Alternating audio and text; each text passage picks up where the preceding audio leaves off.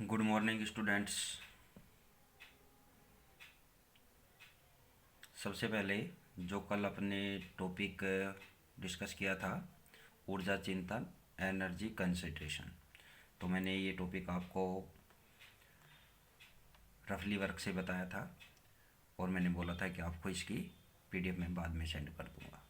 ठीक है, तो ये इसके बारे में जो भी आपको नोट करना है। ठीक है, तो ये यहाँ से टॉपिक स्टार्ट होता है। ठीक है, ये आपको अब क्लियरली यहाँ पर शो कर रहा हूँ मैं। ठीक है, यहाँ तक ये नोट करना है आपको। ठीक, इसके बाद नेक्स्ट आगे आप ये एनर्जी प्रोफाइल डायग्राम बनाएंगे बिटवीन पोटेंशियल एनर्जी और रेट ऑफ रिएक्शन। ठीक है, स्थितिज ऊर्जा और अभिक्रिया की गति के बीच। ठीक है, तो ये जो फर्स्ट है ये तो क्या है, एक्जोथर्मिक रिएक्शन के लिए यानी कि उष्मा छेपी के लिए, और ये किसके लिए है, एंडोथर्मिक यानी कि उष्मा शोषी के लिए। ठीक है, ये ट्रांजिशन स्टेट संक्रमण अवस्था, ये इसकी एक्टिवेशन एनर्जी, ये energy difference, del H energy difference. ठीक है, फिर उसके बाद इस पेज पर ये सारा आपको नोट करना है। ठीक है,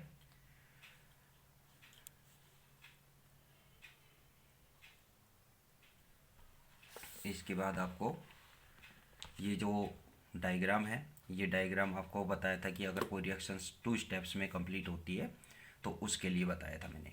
ठीक है, तो इसमें क्या है कि 2 ट्रांजिशन स्टेट फॉर्म होती है और एक इंटरमीडिएट। ठीक है, तो इसके लिए आपको ये डायग्राम बनाना है। फिर ये difference between transition state and intermediate यानी कि संकरण अवस्था और मध्यवर्ती के मध्य क्या है, अंतर। ठीक है, तो ये इसके 2 डिफरेंस हैं। ठीक है, तो ये आप अब नोट कर लेना। ठीक है, अब इसके बाद जो अपन बात करते हैं, अपना नया टॉपिक स्टार्ट करते हैं आज। तो लास्ट टॉपिक की तो अपनी बात होगी कि भाई आपको क्या क्या बातें की थी कि एनर्जी कंसिडरेशन पर अपन ने बात की थी। आज जो अपन टॉपिक स्टार्ट करेंगे वो टॉपिक है अपना रिएक्टिव इंटरमीडिएट।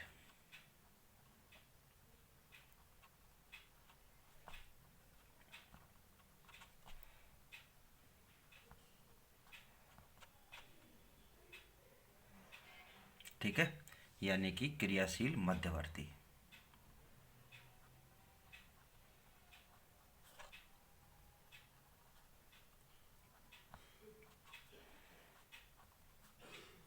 ठीक, अब अपन बात करेंगे क्रियाशील मध्यवर्ती में। तो क्रियाशील मध्यवर्ती आपको क्या होता है, इंटरमीडिएट तो आपको बता ही दिया मैंने कि भी कुछ रिएक्शंस ऐसी होती है कि जिनको पूर्ण होने में क्या है कि उनमें कुछ इंटरमीडिएट यानी कि मध्यवर्ती बनते हैं। ठीक है, तो ये मध्यवर्ती कौन कौन से हैं, तो यहाँ पर आप 2-3 के बारे में तो आप ऑलरेडी पढ़ भी चुके हैं। तो एक तो आपको पता है कौन कौन से यहाँ पर इंटरमीडिएट फॉर्म होते हैं। ठीक है, तो फर्स्ट आता है कार्ब कैटायन। कार्ब कैटायन, ठीक है ना, कार्ब कैटायन। दूसरा क्या हो जाएगा, कार्ब एनायन।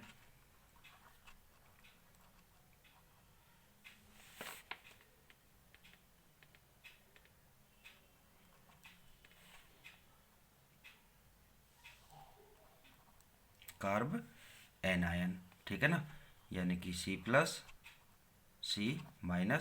ठीक है, फिर आता है थर्ड आता है आपका फ्री रेडिकल।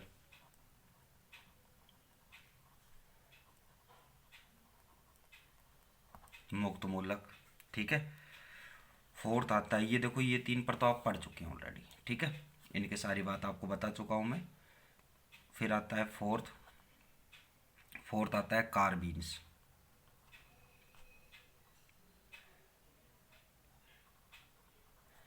ठीक है, यानी कि कार्बन पर 2 इलेक्ट्रॉन।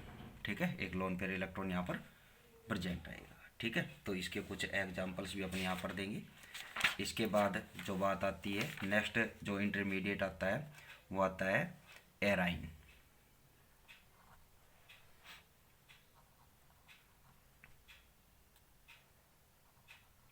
एराइंस, ठीक है, और सिक्स्थ आता है नाइट्रीन।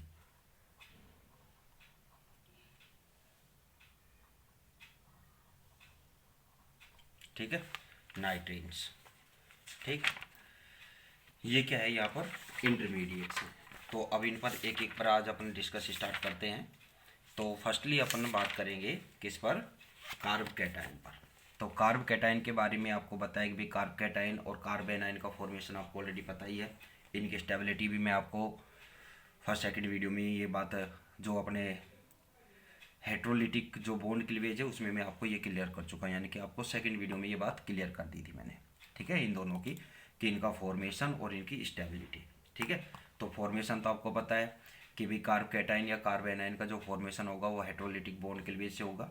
ठीक है, दोनों में कंडीशन अलग होती है कि कार्ब कैटायन तो कब फॉर्म होगा कि जब कार्बन के साथ क्या हो, थोड़ी सी इसकी बात करते हैं अपना, एक बार आपको रिवाइज हो जाएगा।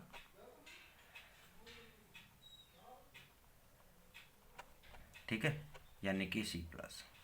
इसका जो फॉर्मेशन आपको बताया था कि अगर कार्बन के साथ क्या है कि कोई मोर इलेक्ट्रोनेगेटिव यानी कि विद्युत ऋणी, अधिक विद्युत ऋणी तत्व, ठीक है, अगर जुड़ा हुआ है तो इलेक्ट्रॉन क्लाउड किसकी तरफ, उस तत्व की ओर क्या हो जाता है, खिंच जाता है। ठीक है ना, तो उस कंडीशन में क्या होगा कि भाई जो बॉन्ड क्लीवेज होगा तो वो कौन सा हो जाएगा, हेट्रोलाइटिक बॉन्ड क्लीवेज होगा। और उस कंडीशन में क्या होगा कि कार्बन पर क्या आ जाएगा, पॉजिटिव चार्ज, यानी कि इस कंडीशन पर इस पर पार्शियल पॉजिटिव चार्ज और इस पर क्या है, नेगेटिव चार्ज। अगर बॉन्ड क्लीवेज होगा तो यहाँ पर कार्ब कैटायन और यहाँ पर क्या हो जाएगा, ये दूसरी स्पीच के पर क्या आ जाएगा, रेनायन आ जाएगा।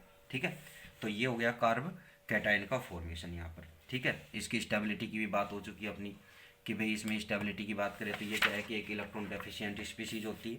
ठीक है, और इसमें क्या क्या बातें होती है कि जो कार्बन एटम होता है वो कौन सी हाइब्रिडाइज स्टेट में होता है।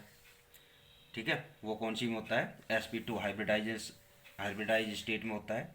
और इनके बिटवीन क्या है कि जो बॉन्ड एंगल होता है वो 120 डिग्री का होता है।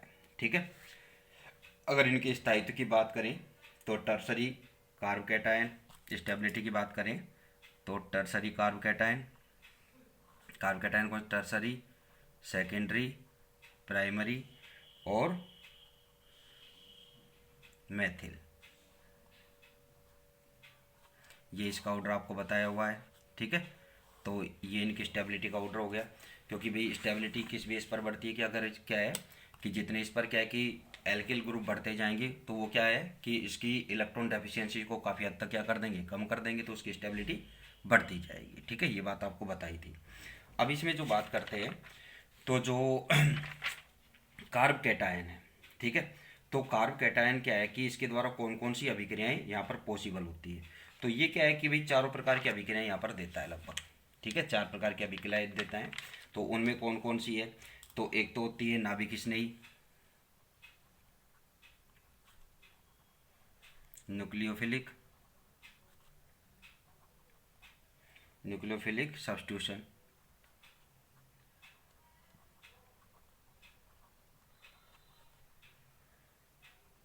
यानी कि नाभिक स्नेही प्रतिस्थापन अभिक्रिया SN।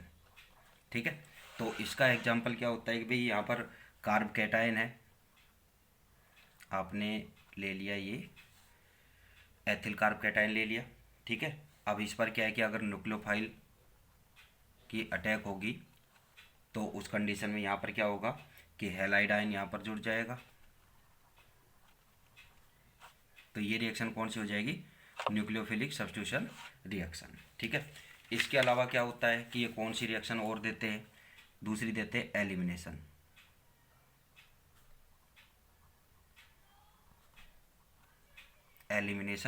रिएक्शन। ठीक है ना, यानी कि विलोपन अभिक्रिया। ठीक है, तो विलोपन अभिक्रिया में क्या है कि भी जो कार्ब कैटायन है वो कार्ब कैटायन क्या करता है कि अपना एक प्रोटॉन और डोनेट करके क्या बनाएगा इसमें कि वो एलिमिनेट करके क्या बनाएगा यहाँ पर अनसैचुरेटेड कंपाउंड, यानी कि एल्किन फॉर्म करेगा। ठीक है, जैसे आपको एक कार्ब कैटायन का एग्जांपल देते हैं यहाँ पर।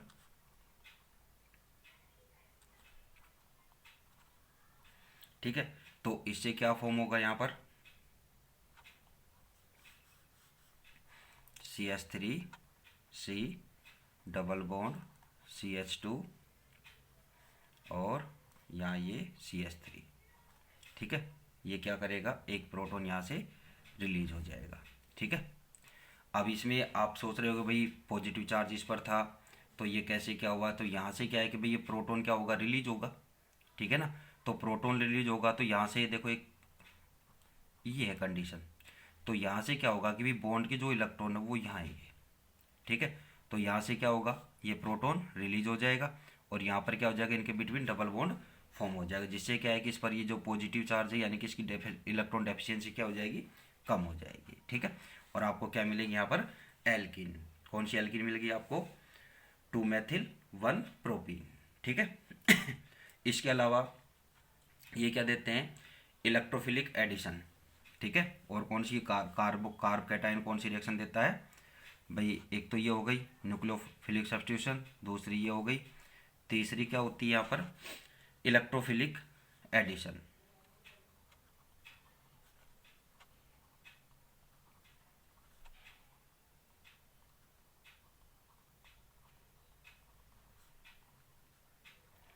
इलेक्ट्रोफिलिक एडिशन रिएक्शन में क्या होगा कि यहाँ पर क्या है कि भी अगर कोई अनसैचुरेटेड एल्किन के साथ कराए, और ऑलरेडी आप वैसे इसके एग्जांपल जर्नली आप पढ़ भी चुके हैं, लेकिन यहाँ पर क्या है कि आप एडिशन रिएक्शन करा सकते हैं, इसमें और एल्किन जोड़ सकते हैं। तो जैसे आपको यहाँ पर क्या है कि टर्सरी कार्ब कैटायन आपके पास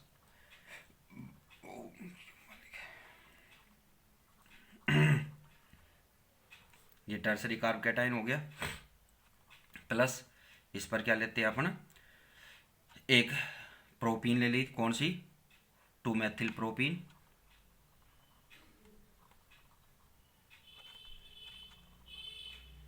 ठीक है। तो इस पर क्या है कि भाई इसका योग हो सकता है, इस पर इलेक्ट्रोफिलिक योग हो सकता है। वो कैसे होगा कि इसमें क्या है कि भाई जो यहाँ पर प्रोटॉन है उसका यहाँ पर क्या होगा,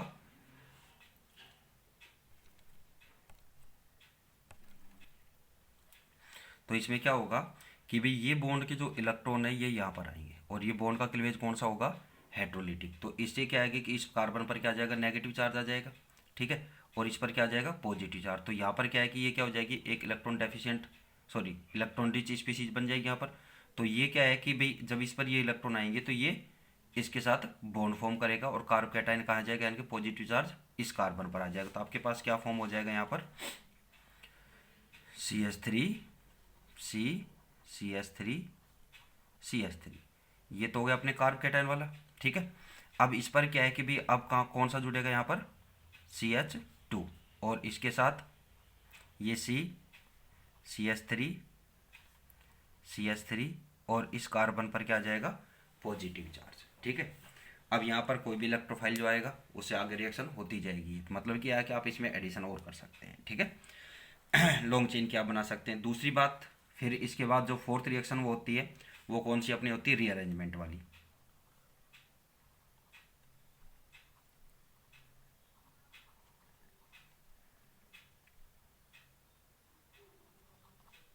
रीअरेंजमेंट रिएक्शन यानी कि पुनर्विन्यास रिएक्शन अभिक्रियाएं, ठीक है। तो पुनर्विन्यास अभिक्रियाओं में क्या है कि भाई जो कार्ब कैटायन है, कार्ब कैटायन की जो आपको मैंने एक स्ट्रक्चर भी बताई थी, भाई कार्ब कैटायन की जो रेजोनेटिक स्ट्रक्चर होती है, तो उनमें क्या है कि भाई रेजोनेटिक स्ट्रक्चर में क्या होता है कि भाई कार्ब कैटायन क्या है कि एक कार्बन से दूसरे कार्बन पर ट्रांसफर हो जाए, ठीक है।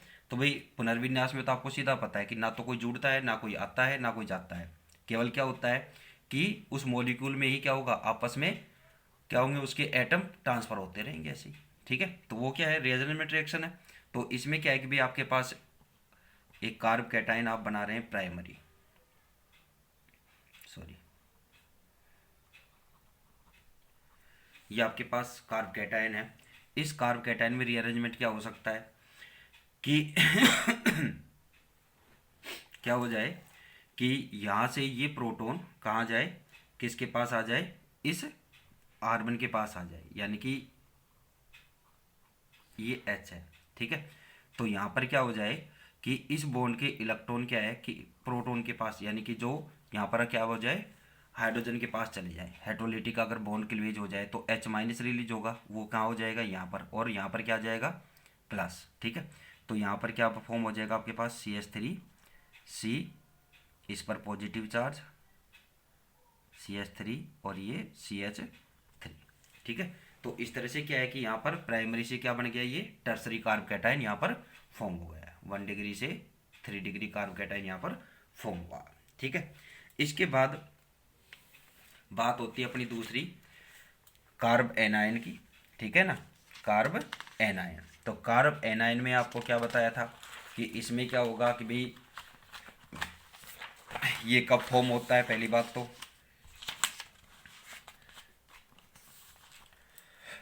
दूसरे टाइप की रिएक्शन यहाँ पर जो इंटरमीडिएट है वो कौन सा है,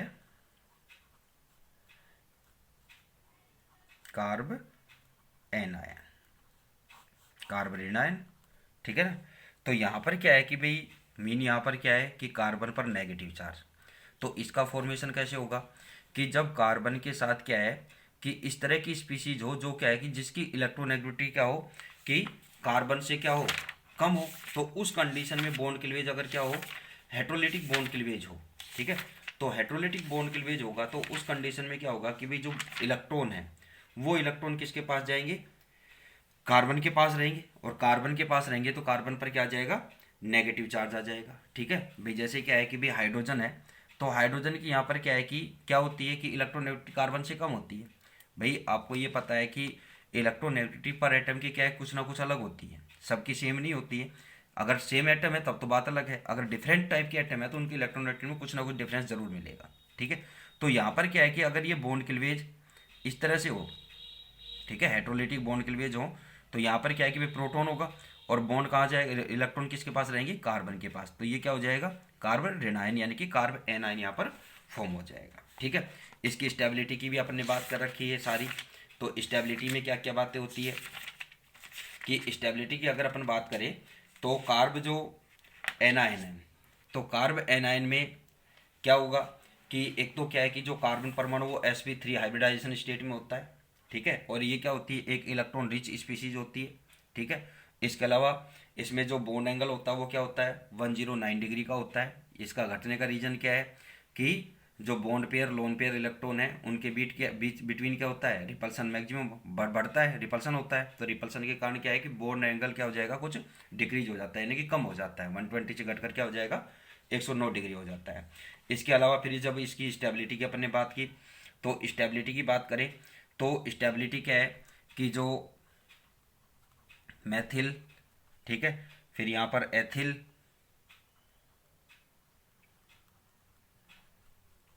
फिर आपका कौन सा आ जाएगा यहाँ पर, सेकेंडरी, फिर आपका आ जाएगा टर्सरी। ठीक है, तो स्टेबिलिटी ऑर्डर आपको ये बता चुका हूँ मैं ऑलरेडी। ठीक है, इसके बाद अपन बात करेंगे इसकी अभिक्रियाओं की भी स्टेबिलिटी की, आपके भी इसका रीजन इंडक्टिव इफेक्ट जो आपको बताया था। ठीक है, तो वो सब चीज़ें आप जान ही चुके हैं। ठीक, तो वो उसकी तो मैं यहाँ बात नहीं कर रहा हूँ, ओनली मैं यहाँ पर अब रिएक्शन की बात करूँगा यहाँ पर।